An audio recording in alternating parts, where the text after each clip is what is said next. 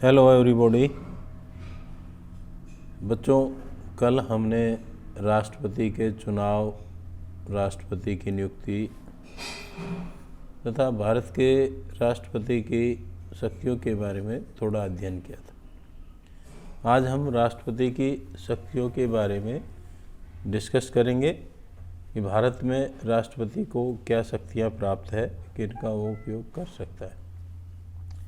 भारत में जैसा कि आपको पता है संसदीय शासन प्रणाली अपनाई गई है और संसदीय शासन प्रणाली में दो तरह की कार्यपालिका होती है, नाम मात्र कार्यपालिका और वास्तविक कार्यपालिका।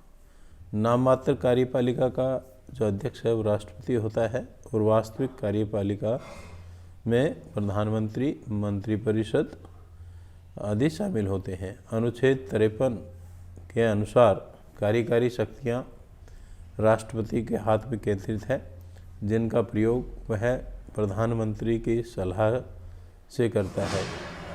राष्ट्रपति को संविधान के अनुसार निम्नलिखित शक्तियाँ प्रदान की गई। कार्यकारी शक्तियाँ। First, executive powers.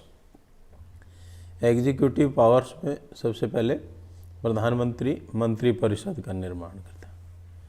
मंत्रिपरिषद के निर्माण करने से पहले प्रधानमंत्री का नियुक्ति राष्ट्रपति द्वारा की जाती है और अन्य मंत्रियों की नियुक्ति प्रधानमंत्री की सिफारिश पर राष्ट्रपति करता है। लेकिन राष्ट्रपति को जो बहुमत प्राप्त दल का नेता होता है उसको प्रधानमंत्री नियुक्त करना पड़ता है।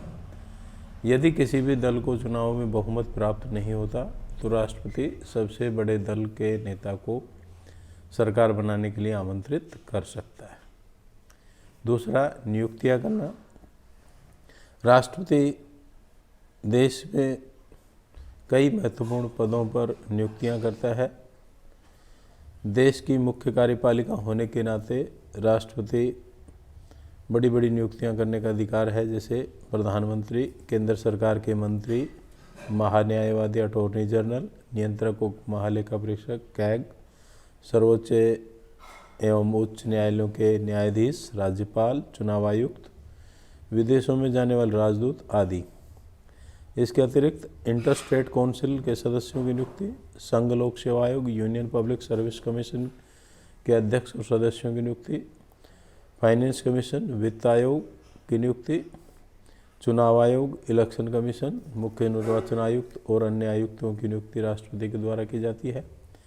National commission for schedule caste का नियुक्ति भी राष्ट्रपति के द्वारा की जाती है। राष्ट्रीय मानव अधिकार आयोग, national human right commission, national commission for minorities, national commission for women तथा भाषाई आयोग, लिंग्विस्टिक कमीशन आदि की नियुक्ति राष्ट्रपति के द्वारा की जाती है।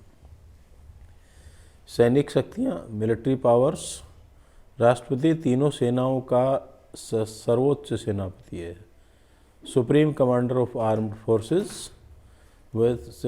वह सशस्त्र सेनाओं को कानून के अनुसार कोई भी आदेश दे सकता है, किसी भी देश के साथ युद्ध की घोषणा कर सकता है, लेकिन इसके लिए मंत्रिपरिषद की सलाह लेनी आवश्यक है। कूटनीतिक शक्तियाँ, डिप्लोमेटिक पावर्स। विदेशी विषयों पर भारत का प्रतिनिधित्व करता है। विदेशों में जाने वाले राजदूतों और हाई कमिश्नर को नियुक्ति किया जाता है। दूसरे देशों से आने वाले राजदूतों और हाई कमिश्नर्स के सदस्यों को वह नियुक्ति प्रमाण पत्र देता है। किसी भी देश के साथ संधि समझौते पर राष्ट्रपति के हस्ताक्षर होते हैं। विविध शक्तियाँ, मिसलेनियस एग्जीक्यूटिव पावर्स। राष्ट्रपति सर्वोच्च न्यायालय के कर्मचारियों की नियुक्ति संबंधी, संसद के दोनों संयुक्त अधिवेशन संबंधी, नियंत्रक एवं महालेखा परीक्षक की प्रशासकीय शक्तियों संबंधी नियम बना सकता है। राष्ट्रपति राज्य सरकारों को समय समय पर उचित निर्देश दे सकता है। केंद्रीय प्रदेशों, संघ क्षेत्रों का प्रशासन राष्ट्रपति के नाम से चलाया जाता है। These are the executive powers of president of India. Now legislature powers. वैधानिक शक्तियाँ क्या है? राष्ट्रपति को कई महत्वपूर्ण वैधानिक शक्तियाँ प्राप्त हैं, जैसे वह सेशन कॉल करता है संसद का, राष्ट्रपति संसद का अधिवेशन बुला सकता है, उसे स्थगित कर सकता है। राष्ट्रपति एक सदन या दोनों सदनों की संयुक्त अधिवेशन को संबोधित कर सकता है तथा सदस्यों को उपस्थित रहने के लिए कह सकता है। राष्ट्रपति संसद को कोई भी संदेश भेज सकता है।